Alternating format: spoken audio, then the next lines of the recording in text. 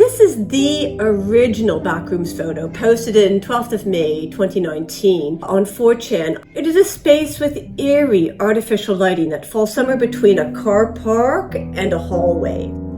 The internet snowballed an obsession with these types of images and creating a lore around them has led us to today, a Backrooms movie by production company A24. The concept of the Backrooms as we know it today is an assembled body of liminal spaces. It's an aesthetic fused with the narrative. Over the years, these various liminal locations have been brought into about 100 plus levels of Backrooms. So why do we do this? Why do we like to create these spaces that necessarily only exist in the abstract, that are so often defined by architecture, by floors and levels and structures that go deeper and deeper and deeper? And what does all of these have to do with nostalgia, loss, and grief? I'd like to take a look at some examples of Backrooms throughout culture, some more malign than others, but all of which draw on fears and anxieties about the past. We need to broaden our definition of Backrooms. There are Backrooms everywhere for those with the nostalgia goggles to see them. The climax of Christopher Nolan's movie, Interstellar, famously has Matthew McConaughey navigate the Tesseract to communicate with his daughter in the past. Time is amazingly visualized as a physical dimension. The room of childhood is fragmented into a monstrous memory palace, an alien and distorted perspective of the domestic. McConaughey grieves his daughter and humanity through this architectural lens. Interstellar Wiki describes the Tesseract as, quote, an enormous hypercubic grid-like structure, which sounds a lot like a backroom. The color palette has a Lynchian quality to it, or Kubrick hallway, which are certified backrooms. Karina Edwards Colledge's 2023 novel, The Door That Shouldn't Have Been There, offers almost a direct inversion of Interstellar's Tesseract. A door appears in various spots in a man's house, offering windows into different surreal landscapes, each of which activates some memory of his dead wife. He experiences the grief of his wife through this shifting structure. It's almost like being on the other side of Nolan's Tesseract, with time and space bent around a singular room. Memory is, again, understood in terms of architecture. The first door that appears leads to darkness. A word popped into my head, Tartarus, the terrifying bottomless pit of the gods, the place below the deepest below. The third door leads to a large stony plain with a solitary wind turbine. The seventh door leads to an intricate series of white bridges, the ultimate liminal zone. I tried to make sense of the order and direction of them, but found none. Some bridges ran parallel to each other, others intersected and crossed. Obviously, these are more backrooms. Severance's liminal office spaces are framed as huge and overwhelming, like a child's perspective of adult spaces. The Lumon Industries office is one humongous megastructure. It's very backroom coded. Dan Erickson, who is the creator of the show, directly cited Backrooms as a source of inspiration for Severance. The anxieties of adult life being consumed by work, the loss of the domestic and the intimate to the corporate, are expressed in this nightmare realm where residents only experience the place. It is a measure of how deeply primal this concept of backrooms and liminal spaces is that you can even find it in children's literature. Is there any place more liminal than a wardrobe that acts as a portal to another world? And also, in the same Chronicles of Narnia series, the wood between the worlds. And I will now, as all good academics do, cite Reddit user RJRGJJ, who called out the parallels between the backrooms and the woods between the worlds in The Magician's Nephew. This place is a seemingly endless wood of puddles. They soon discover that they can use the puddles to travel to other worlds. Each puddle represents a different world. The puddle appears before a world begins and dries up when a world ends.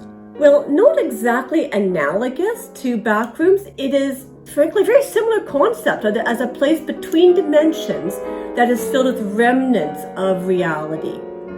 And again, these worlds are tied to grief, fear, and the confusion of the children. Peter, Lucy, Edmund, and Susan have been effectively abandoned by the war. They've been taken from their own home and kind of dumped in the strangeness of a big empty house. So the familiar domestic life has been inverted. And in Eternal Sunshine of the Spotless Mind, Jim Carrey must navigate his own memory palace as it is being deleted. Particularly the final scene constructs this place architecturally as many rooms. It's not just the West. I want to go global now and talk about manga and anime, which also use liminal spaces and backrooms as an integral part of the storytelling. For example, Made in Abyss and Girls' Last Tour, both are fantastic, and there's honestly too much to talk about. One goes down, one goes up. One is set in a fantastical Earth-adjacent place, one set in the Earth's distant future where the Earth is unrecognizable. Both shows use layers and levels to create chapters of the story, different quirks and threats on each level. Are these backrooms? Yes, sort of. The Pearl poem is a medieval dream vision in which the dreamer's loss of his daughter is explored through a dream landscape. The dreamer and the Pearl cannot communicate over a river of unknowing, which is, in my opinion, the quintessential medieval liminal space. Ad Putter says that, quote, Pearl is a text that plunges us into the otherness of heaven and death, where language must convulse and stretch to reach what lies beyond it. The infinite beauty of this realm is countered by the infinite increase in desire, and ever me longed I more and more. There is a moment where the dreamer looks down into the stream and sees stones, which are likened to Stremata sterns, or twinkling stars, starren in Velken, or shine in the sky. We were asked to look down into the night sky, a reversed universe on the other side of reflection. Dreamscapes and backrooms create similar inversions of the waking world. They hinge on the boundary between the familiar and the unfamiliar. Let's leave behind dreamscapes for a second and return to architectural structures. Does the tall building structures with different existential threats on each level fundamentally remind us of an old biblical allegory? I'm thinking of Dante's Circle of Hell, or Purgatory, the Inferno from part 1 of the Divine Comedy. Have you considered that Dante's Circles of Hell might be the original backrooms? Riccardo Buscaglia said that, quote, Purgatory was not really a well-defined place before Dante got his hands on it. Like today's backroom wiki authors, Dante gave a physicality to what had been a nebulous concept. This is so supremely backrooms coded that I forget that it's not pulled from Reddit. So why are backroom-esques such a potent cultural and ubiquitous tropes?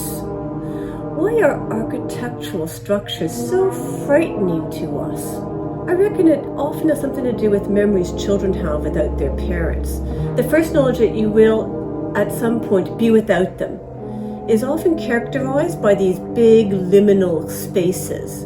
We experience an inverted version of the world we are familiar with, just as Dante may or may not have done so in the Slovenian cave labyrinth that served as an inspiration for the Purgatory. In modern terms, this means being dropped off at the pool, attending a birthday party without your parents, getting lost in the supermarket, or like the school gymnasium, or that rare day when you're left home alone.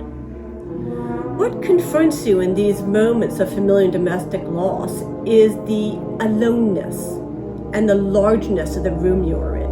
And it makes sense then that we represent the anxiety of familial loss spatially in terms of architecture. The two common themes of the original liminal space post are childhood, your bedroom at 5 a.m., inside a dark cabinet, sleepovers, schools, or playgrounds. The second is kind of an emptiness or an abandonment.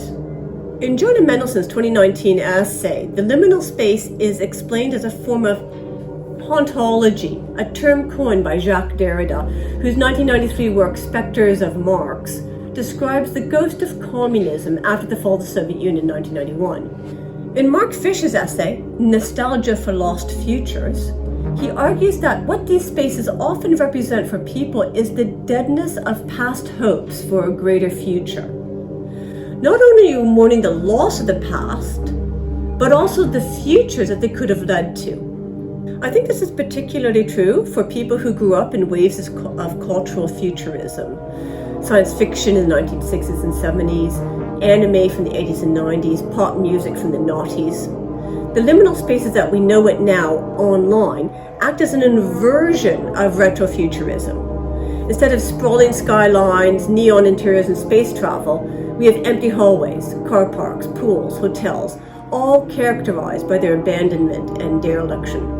Level 3.5 of Backrooms, according to Backrooms Wiki, quote, manifests itself as a monochromatic mid-20th century industrial metropolis, entirely comprised of brutalist-styled buildings. They're described as, quote, suspended in continuous electrical activity. There is no consensus as to the function or origin of these discharges. The machine of capitalism moving forward is without progress.